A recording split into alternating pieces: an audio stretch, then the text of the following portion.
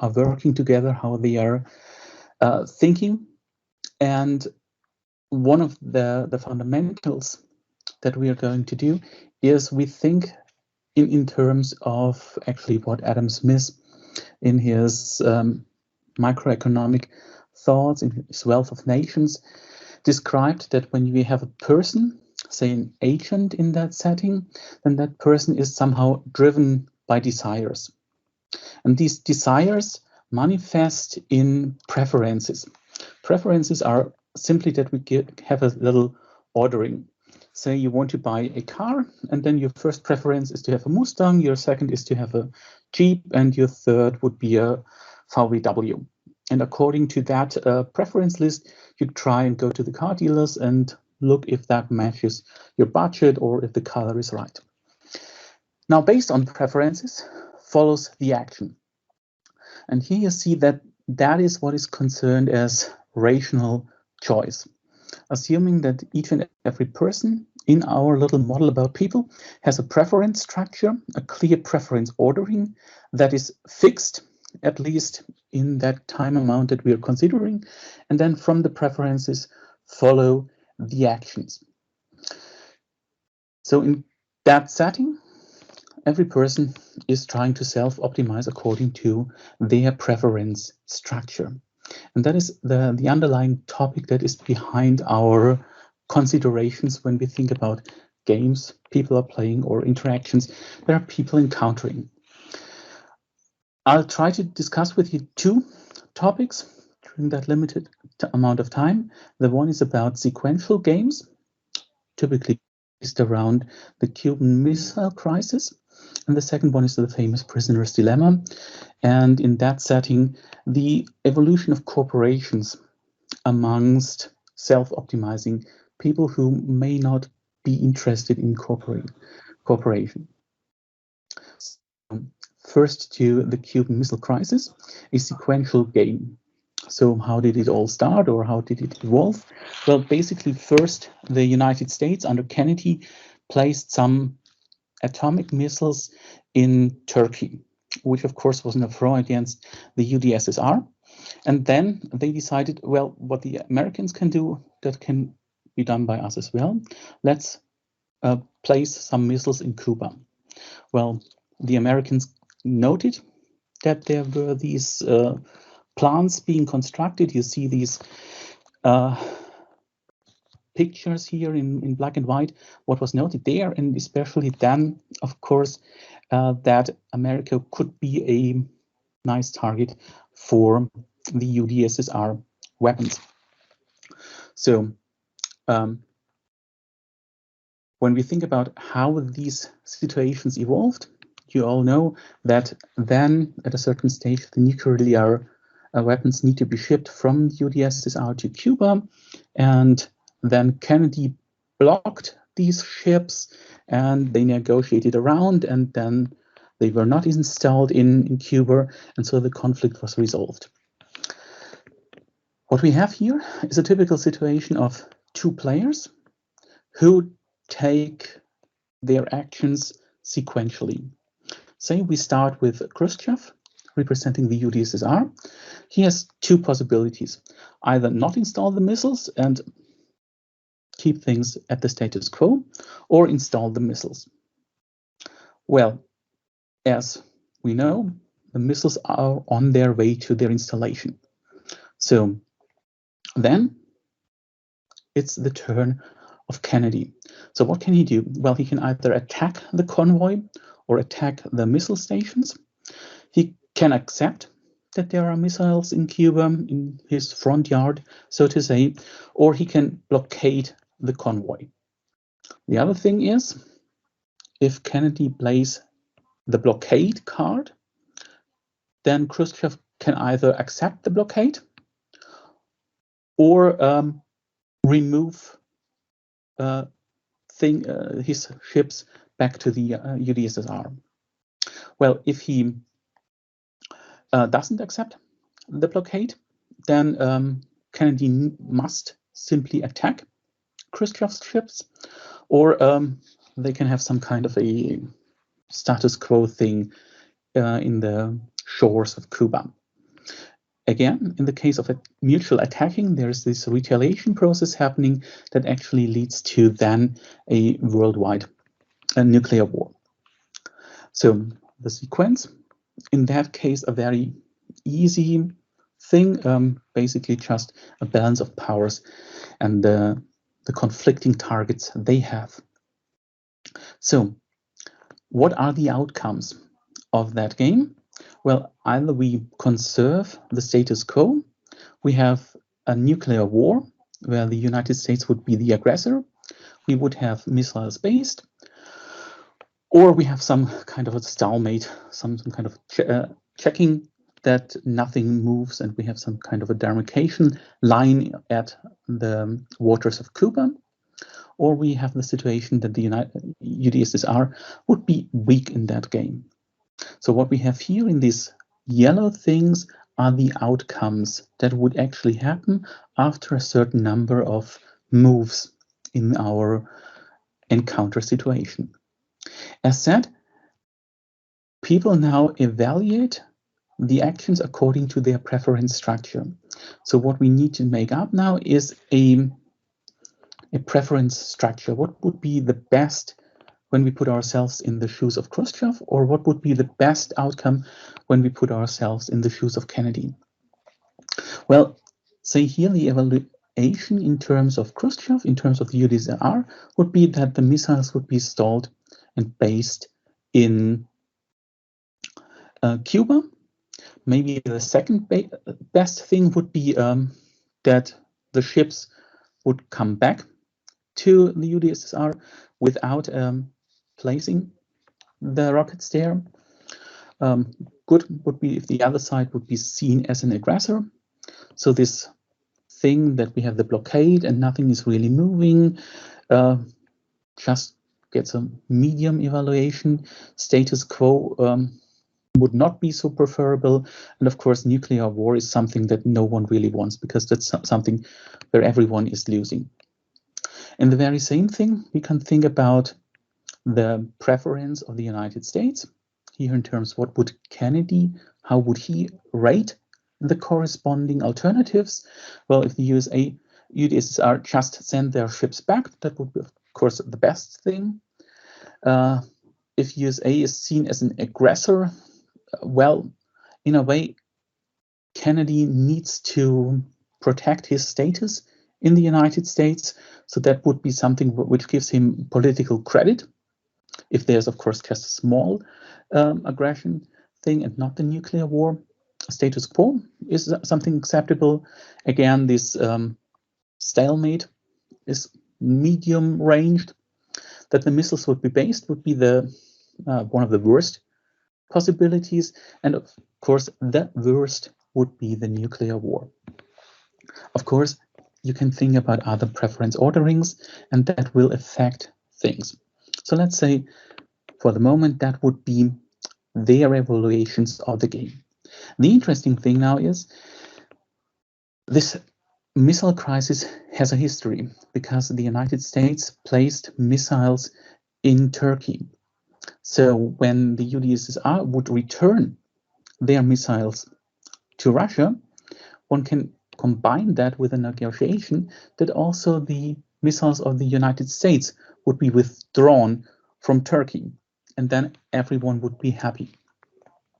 So this thing that the UdSSR is weak, that's with that question mark, because actually they would get what they would like to have, say the missiles withdrawn from Turkey in that case. So they would achieve their main goal.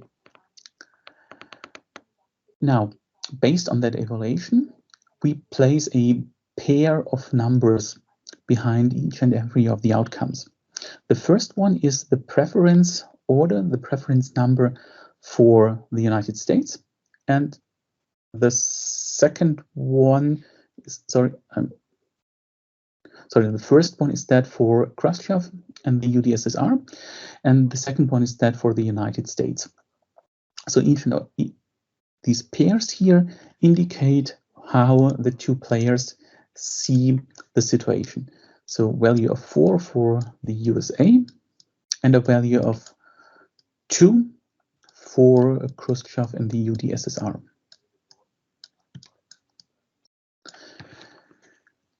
Now, the idea of how to find the solution now based on that setting is to actually go backwards. We know how the players evaluate the situation and thus actually know if they are put in the shoes of choosing a situation, they will act according to their preference structure.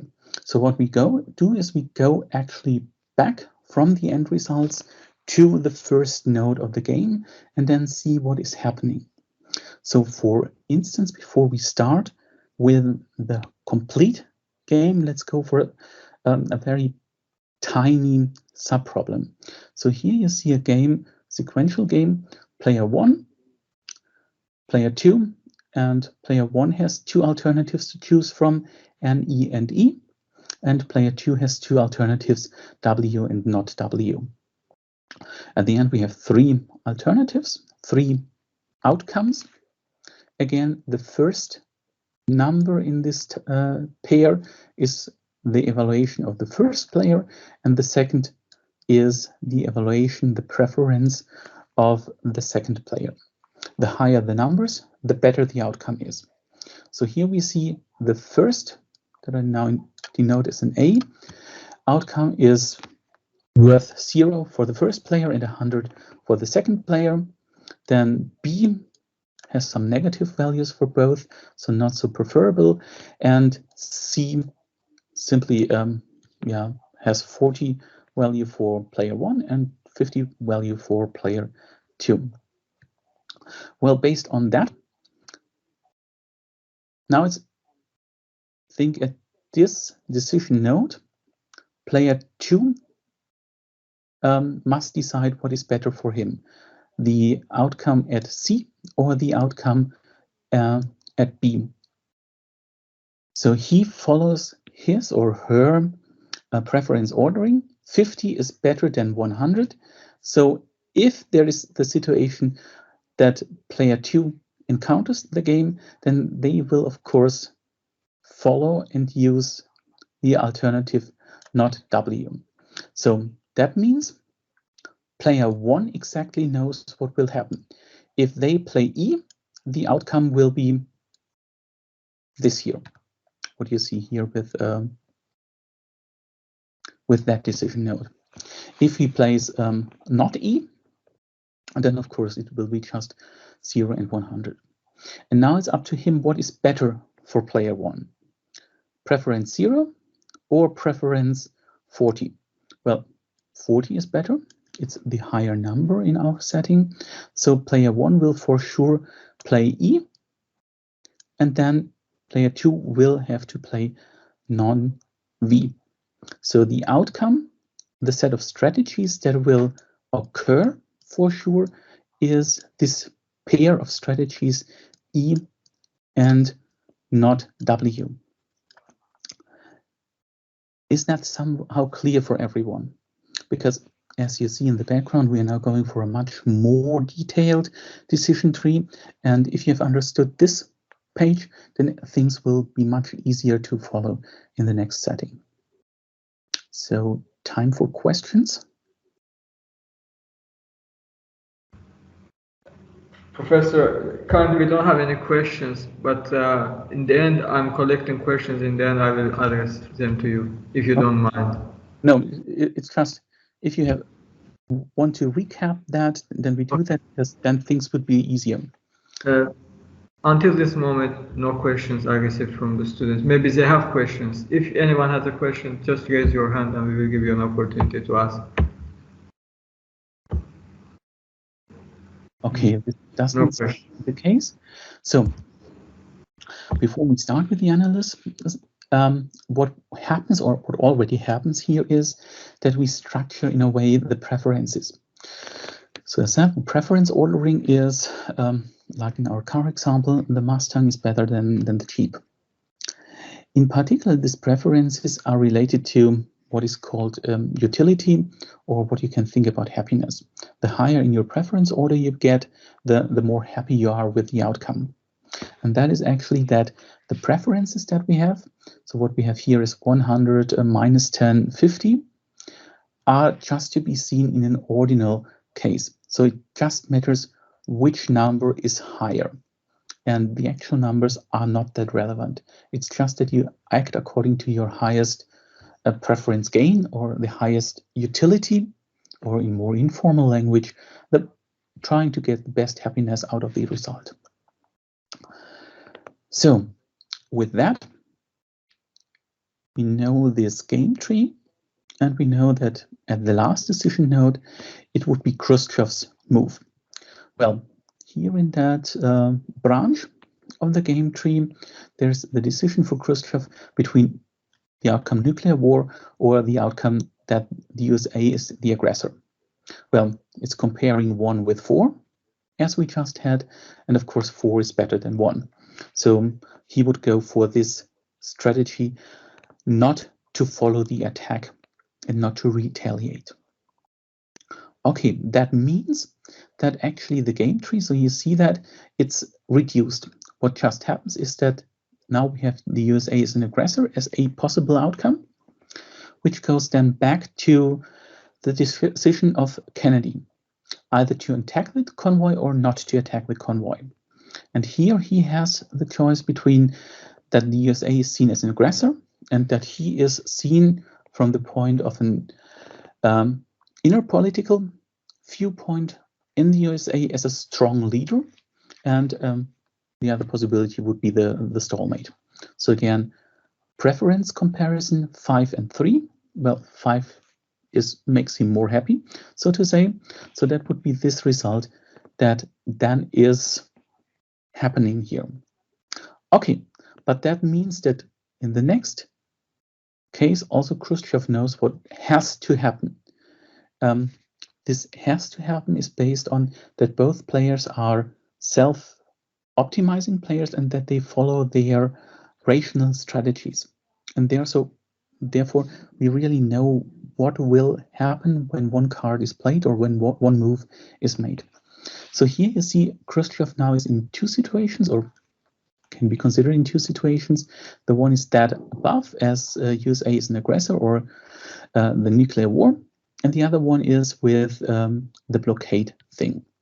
Again, we compare the utilities of Khrushchev, a 4 and a 5 here, which means, well, actually 5 is better than 4. And in this first situation, nuclear war and USA as an aggressor, USA as an aggressor would be ranked higher. So what results would be this branch of the game tree. Okay, so that actually reduces the game tree for Kennedy. Now he has to decide between attacking, accepting, or blockading. And you see, well, blockading would be much better for him.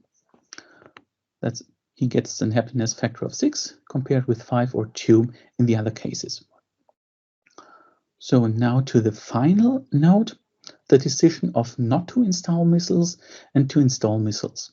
And here Khrushchev's utilities are 2 and 5. 5 is the higher one, and therefore you see it makes rational sense to send the ships from the UdSSR to Cuba, and then things evolve as they should evolve. So there will be some kind of a blockade, some kind that the United States may not want the installation of the missiles. You can negotiate that in turn the missiles from Turkey could be withdrawn.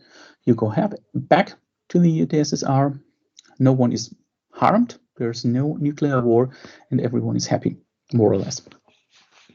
So that is exactly how then the situation actually turned out, as you know from the history books, of course, with some kind of luck that nothing really happened with that blockade situation. But you see, it all follows a logical trade, and it all follows simply the situation that we have rational players acting according to their preference structures.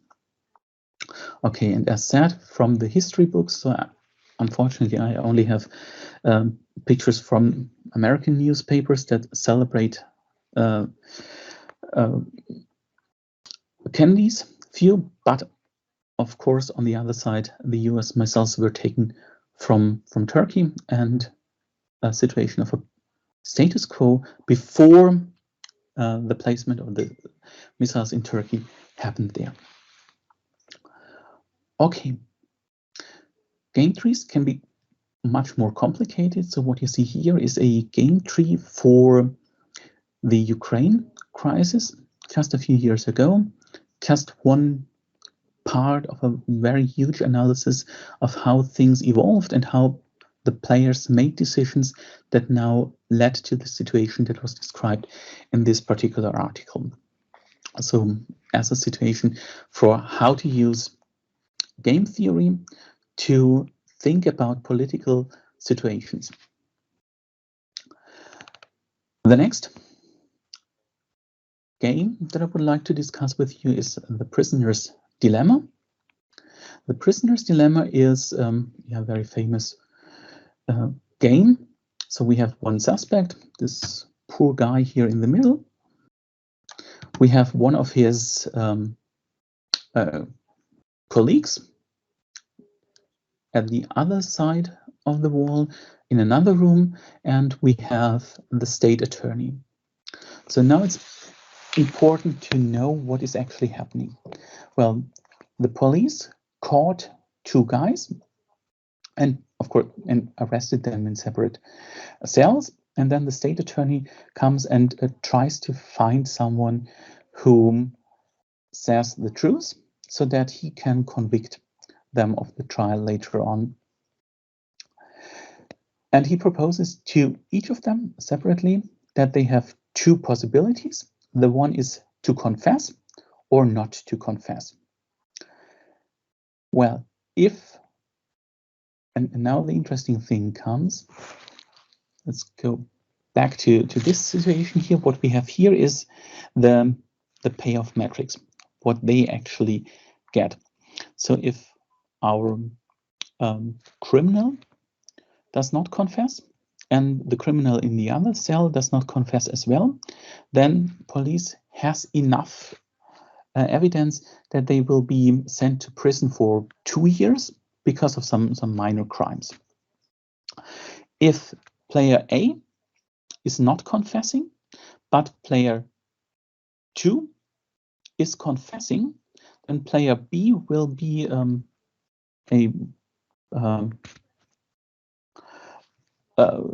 will get a lighter sentence because he gives all the information to the state attorney. Player A is sent to prison for 20 years and player B is just sent to prison for 1 year or even less. Symmetrically, if player A confesses, then he will be sent to prison for 1 year. At the same time, if player B does not confess, and player B will be sent to prison for 20 years. Well, and if both confess, the situation is that they are in different cells, so they don't know what the other guy is doing, then each of them is sent to prison for 10 years. So now the question is, what happens here? In particular, and that's just a little foreshadowing of what we will do next, is what you have here is a kind of a dilemma situation. Is it better to cooperate, so not to confess and go for the lighter sentence, or is it better to follow the rational approach and do not cooperate? So which means confessing and say the other guy is the more criminal one. But that's something that we will discuss in a minute. So here, what you see in this payoff matrix are the years in prison. In terms of a utility, let me just flip back. So here we have 2, 21, 1, 2, 10, 10. In terms of utility, we write that the best situation for player A is, of course, just 1 year.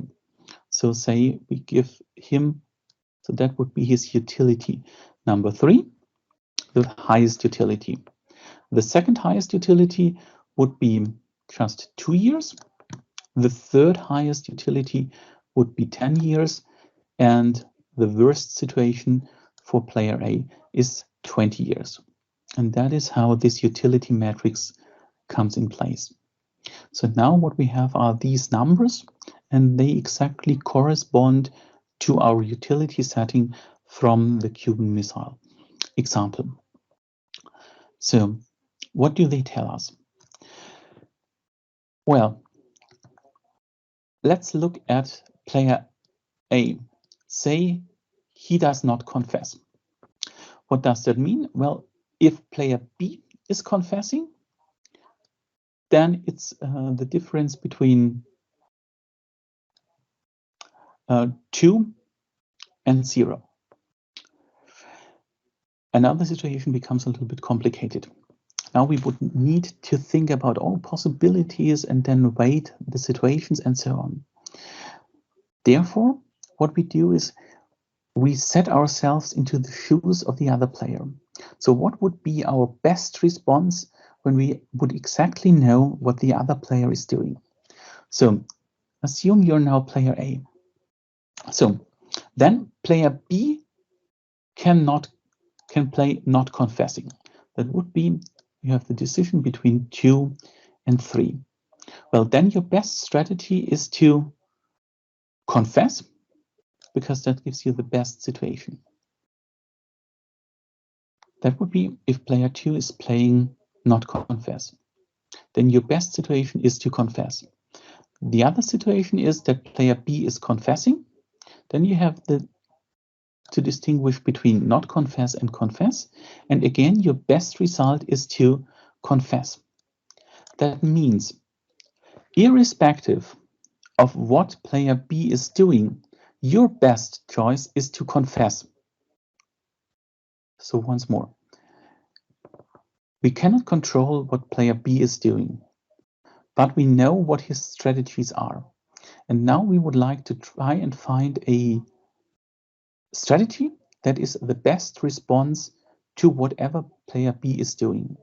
And we have found this best response in saying that confessing is always the best response. Because if B is not confessing, we get our utility 3, and if B is confessing, we get the better utility out of 0 and 1. The game is symmetric, so the same considerations also apply for player B. And that is, the result will be this situation that both of them are confessing. So hope that was not too fast. In summary, so seen what is the best response to a given strategy, or to the given strategy space of the players, we here have in the prisoner's dilemma that it's confessing or not cooperating. Now, when you look at that payoff matrix or the utility matrix that we have here, the strategy pair confess and confess is indeed inefficient, because if both would have shut up and not said anything, they would have gained this strategy pair not confess and confess, and would have become a higher utility.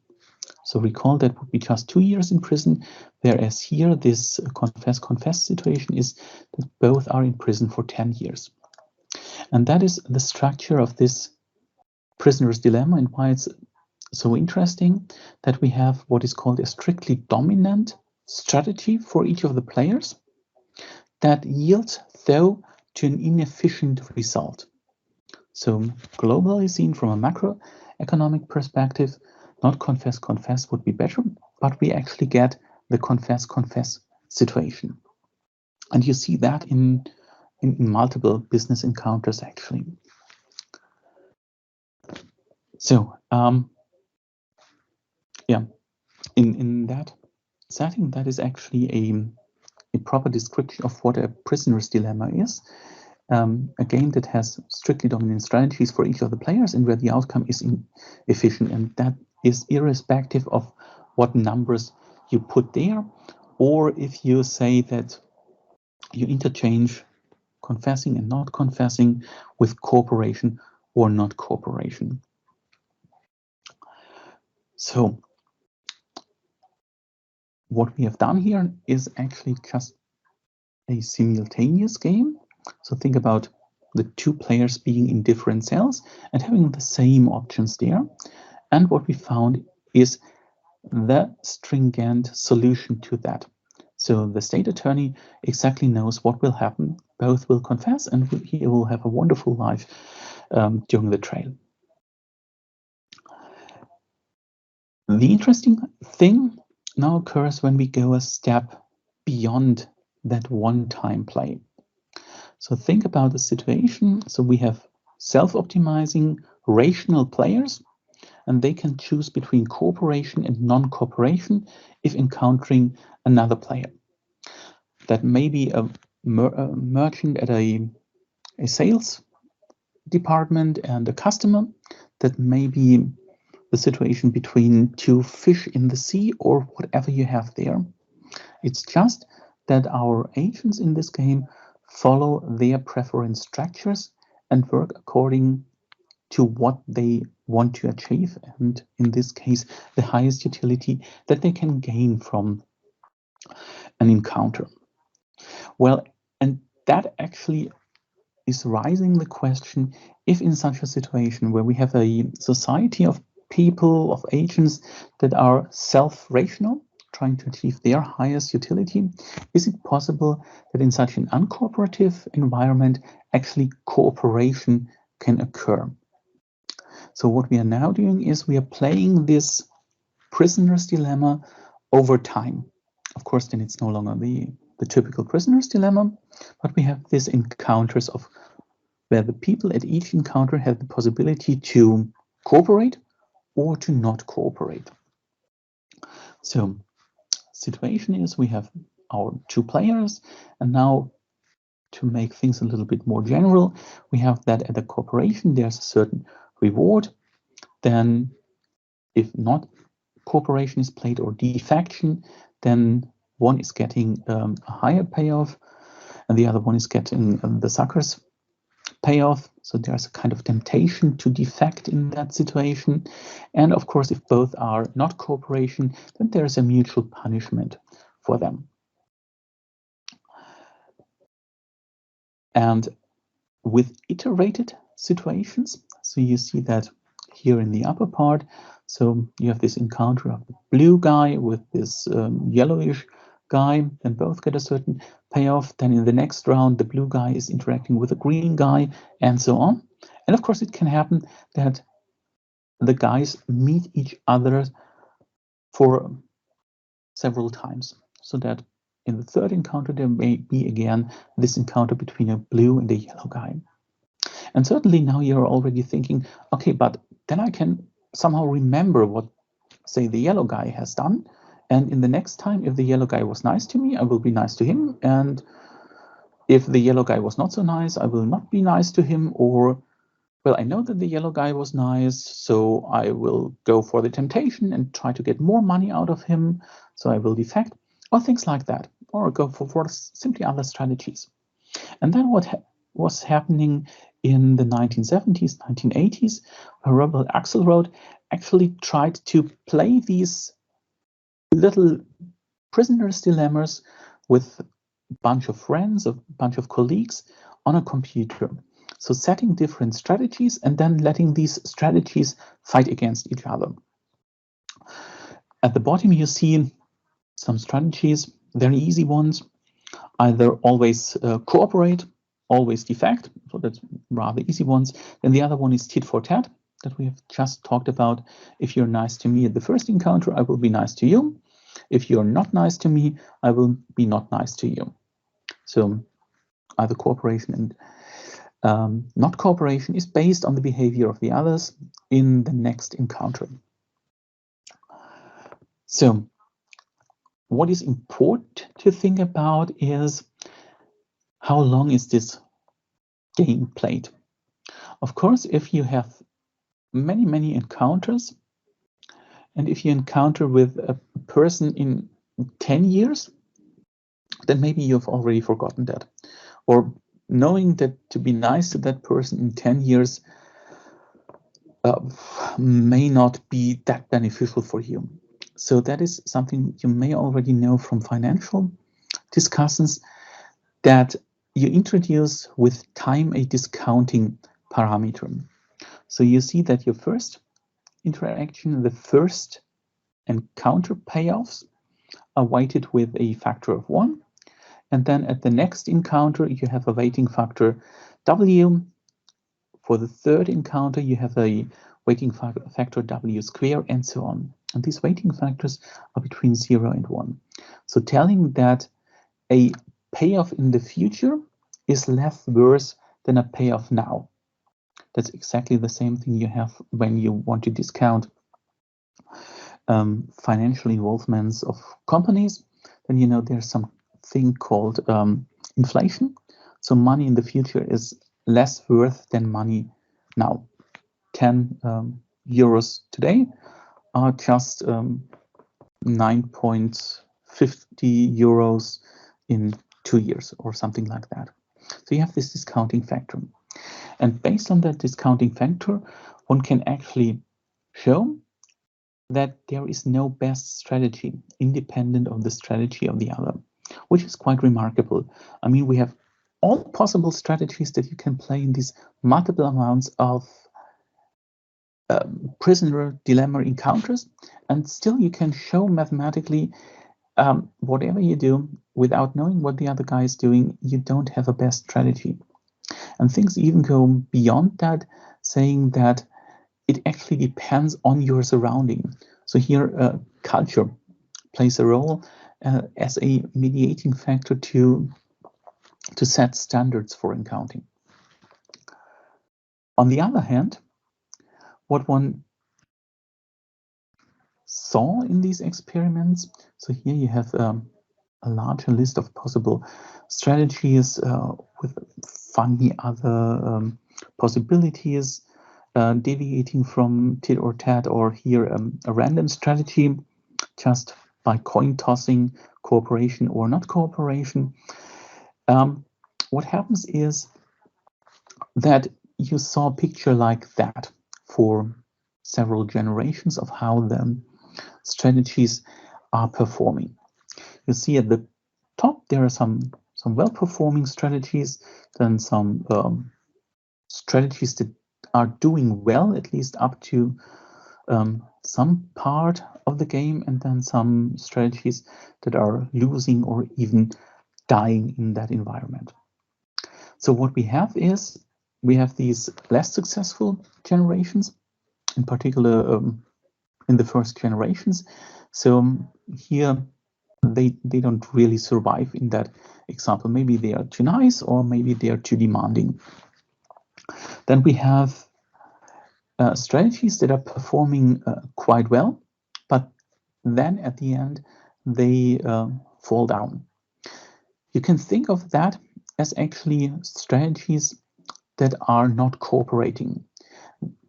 Due to this temptation that we have, they gain rapidly at the first encounters, but soon everyone knows that the strategy or the agent is not cooperating. No one will ever cooperate with them, and so they just get punished in each and every further interaction. So at the beginning, they may be these strategies that really pay off from not cooperating with others, but then in the next rounds, they are branded as the bad guys. And in that situation, the highest performing strategies are friendly strategies that could exploit mutual cooperation to the fullest. And the interesting thing is, and that why this tit for tat strategy becomes so prominent, is that tit for tat is winning or almost winning in all of these computer experiments. Of course, the results depend on the distribution of the strategies. So if you have too many unfriendly strategies, then not even tit for tat would do. And you can think about other strategies that are more friendly than tit for tat, that can even outperform tit for tat. So just a snapshot what actually happens during these experiments. The interesting thing, of course, for tit for tat is that it recognizes non-cooperative strategies. So it has some kind of a built-in mechanism to find defectors and work with bad strategies, so giving them some advantage. And actually, so here what you see is, in a way, how cooperation, like this tit for tat, can actually perform or can evolve throughout time in situations where we have only self-optimizing agents. You know, this situation of a fish and a kind of a crab that work together. So the crab is building a tunnel, and the fish is bringing food and protecting the crab. Both species maybe are unable to communicate in another way. So they are really these prototypes of self-optimizing agents, but they still managed over time to carry out a very productive cooperation, although not being able to communicate with each other. So in a way, from this setting of the game, both are in different cells, but they can choose to cooperate without communication. So to warp things up, what we've done here is, of course, just a very, very little glimpse. There are much more interesting situations for game theory. You see here a little bit of a structure of how one can think about game theory. We just worked here with non-cooperative setting. We didn't discuss cooperative game theory. That is much more about binding agreements. It's about things like the payoff that members of coalitions in voting games can get, and we have just touched a little bit the topics of iterated games and evolutionary game theory. There's much more to say. And in particular, over the years, one saw that the ideas of game theory could actually be applied to very different parts of science. So here you see some little pictures about business and economics. You see here two airplane companies, Boeing and Airbus, trying to struggle about market power.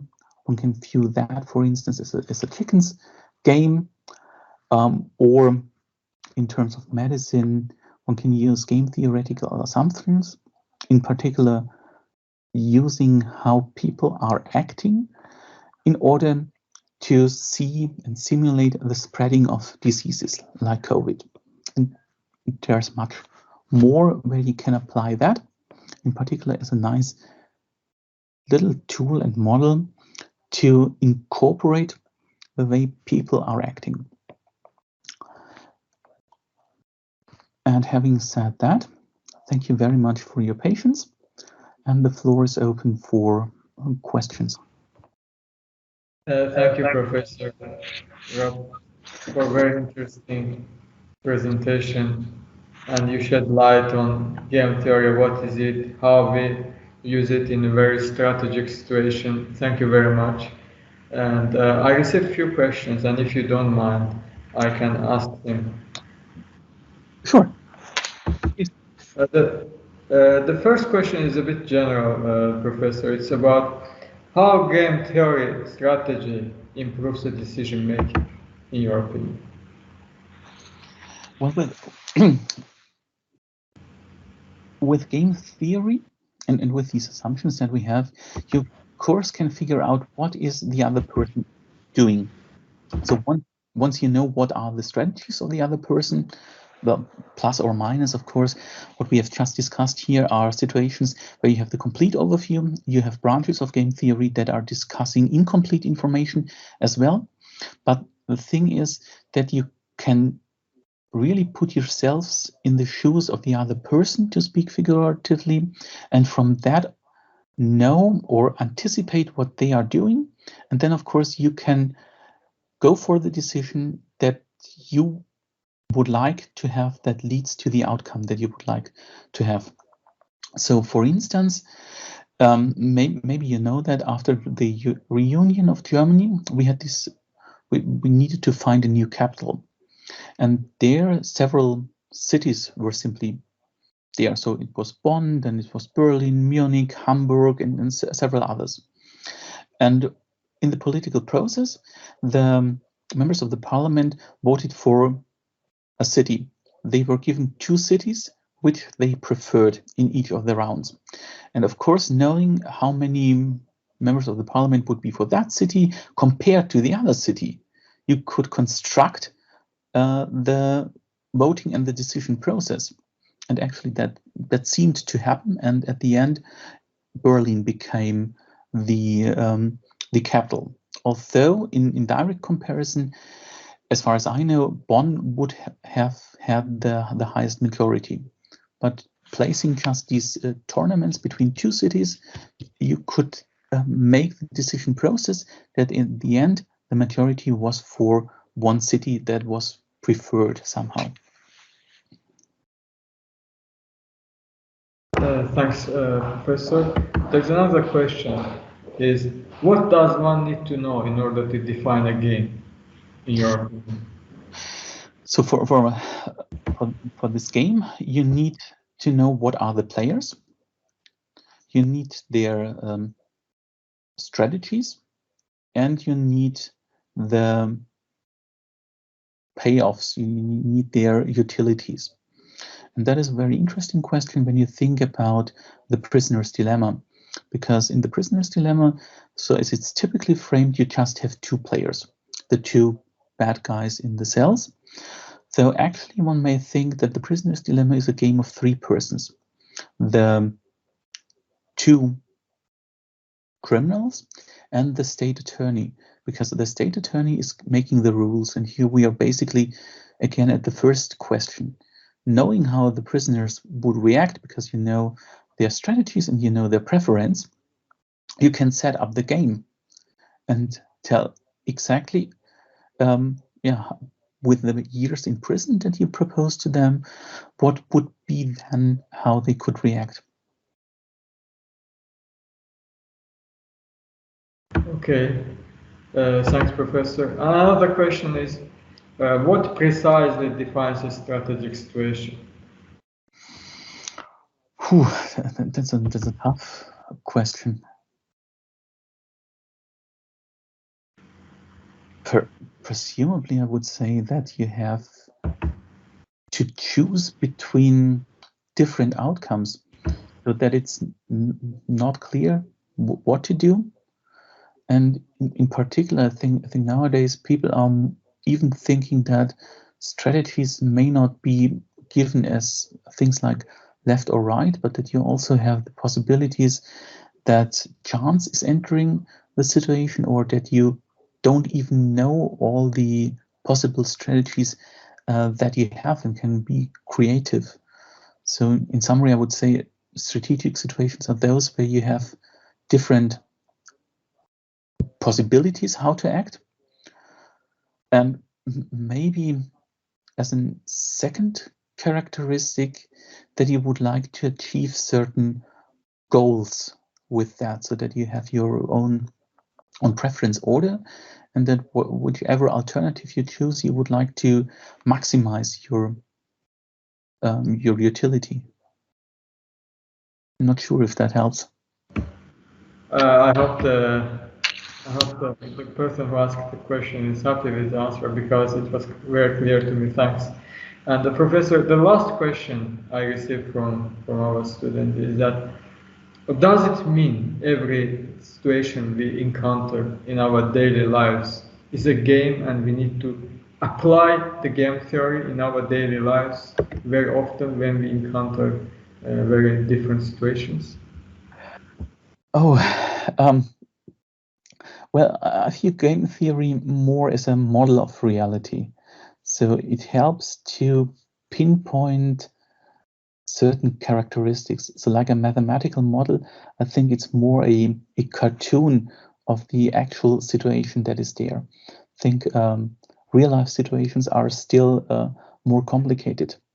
And in particular, in real life situations, you may have that your part of a society, that you're part of a culture, and of course that also imposes different rules to how to interact. So basically your question is also touching the question of morale, and maybe morale is not something that is universal, but it depends on the culture. And of course, hardcore game theorists would completely agree and say game theory is that thing you have to follow each and every situation. But maybe there are shortcuts and shortcomings to that. So I cannot give you a conclusive answer to that, unfortunately. So basically, what you are saying, Professor, is there is no one size fits all. We need to tailor it depending on the situation, right? Exactly. And what you have seen, for instance, at the Cuban Missile Crisis, there was a really great part of gambling. I mean, only one of the ships in the blockade would have done the wrong thing, and we would have seen a nuclear Armageddon. So the parts of chance are always there as well, and then you need to think about probabilities that are involved there and try to guess the right situation. Of course, from the point of morale, it never hurts to be cooperative, but that's Professor, actually, yeah, there's one thing actually which is very interesting, because when we look back at the Cuban Missile Crisis, aftermath of the event, people in the USSR considered Khrushchev as a loser of the crisis, and people in the United States considered Kennedy as a loser of the game, and there were some, discussions about who won the game, who lost the game. So do you think that it is difficult for the political, decision makers to make a decision based on the interests of the people, and then to demonstrate to the people that this was a decision which is made on the interests, on the national interests? Do you think that there is a gap between public perception and the perception of political elite? What is victory in game theory for politicians sometimes is not a victory for the people, because they have different perceptions. Do you think there's a struggle in this sense?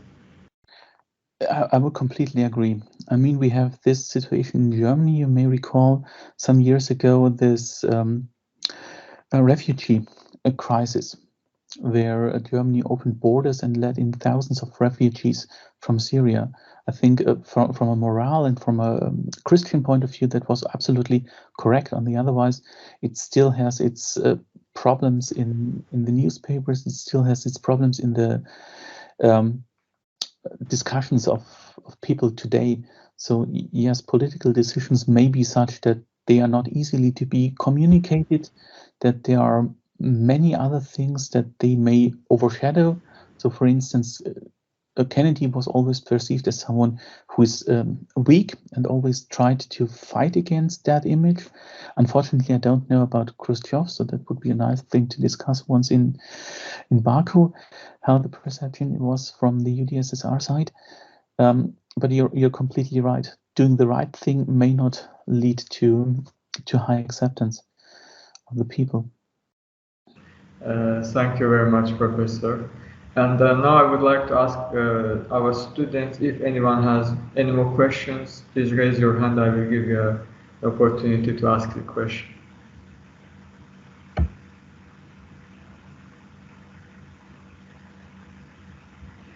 Okay, Professor, I assume there are no questions anymore, and I would like to offer you an opportunity to have, if you have any final words you can share with our students about the topic or in general. Oh, thank you very much. Thank you very much, students and participants. It was a great honor to talk to you about this topic. As you have seen, there's much more to see, so maybe you would like to drop by the library and get the one or other book. on that topic and explore on yourself further interesting applications or even the theoretical concepts that lie behind that. What I tried to touch a little bit is this concept of a Nash equilibrium. You may find that very often when discussing game theory, and that is essentially what I tried to give you in this few minutes here about game theory, that trying to think how the other person could act. So that what was framed as putting yourselves into the shoes of the other person and then finding decisions based on that. And that would be is a tough thing because it means one has to go and step beyond own egoisms, but maybe it helps in everyday encounters as well. So thank you very much, and all the best to you. Enjoy the rest of the day. Thank you very much, Professor, for agreeing to deliver this wonderful webinar for our students. It was a pleasure to have you here. I hope our next encounter with our students, next encounter of you with our students will be physical once all the restrictions are lifted concerning the COVID-19. And we will be able to host you once again at our university in Baku. And it was a very, interesting and comprehensive presentation and webinar today. For me personally, I gained in-depth knowledge about the prisoner's dilemma. I knew about it, but I increased my knowledge. I think for our students, for our faculty members, it was also beneficial. Anyway, if someone missed this webinar, we will upload it to YouTube so they will have a chance to take a look at it later. And once again, Professor Rupp, on behalf of Western Caspian University, let me express our gratitude to you. We are very happy to cooperate with you, and we look forward to work with you in future. Thank you very much. Amir, thank you very much. Looking forward to see you. Goodbye. Goodbye, goodbye. Thank you very much. Thank you very much for all the participants who take part in this event, and see you in next webinars. Bye. Teşekkürler İlmeni Bey.